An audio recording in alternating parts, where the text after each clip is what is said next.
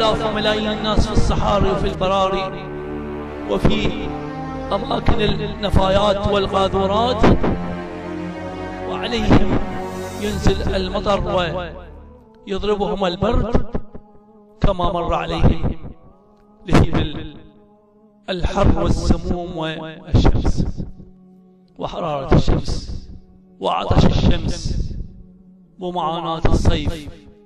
مر عليهم الصيف ومر عليهم الشتاء، وتمر عليهم الأيام والأسابيع والأشهر والفصول والسنين، ولا يوجد من يهتم لهؤلاء المساكين، لهؤلاء الأغنياء. الكل يبحث عن قدره وعما يضع في قدره وفي جيبه وعما يملأ به كرشه، من هذه الطائفة أو من تلك الطائفة، من هؤلاء السياسيين أو من أولاك السياسيين، من هذه المجامع التكفيرية أو من تلك المجامع التكفيرية، من هؤلاء السنة أو من أولاك الشيعة، من هؤلاء الشيعة أو من أولاك السنة.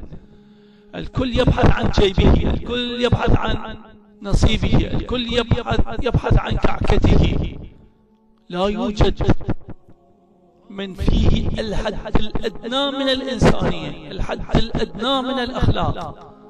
حلب من الصراع الكل يشترك بها، هذه الدولة أو تلك، هذه الطائفة أو تلك، هذه المجموعة السياسية أو تلك، هذا الفكر أو ذاك، هذه الفضائية أو تلك. لا يوجد نقاوة، لا يوجد صفاء، لا يوجد إنسانية، لا يوجد أخلاق، لا يوجد عدالة. كله لوث، كله شائبة، كله إشراك.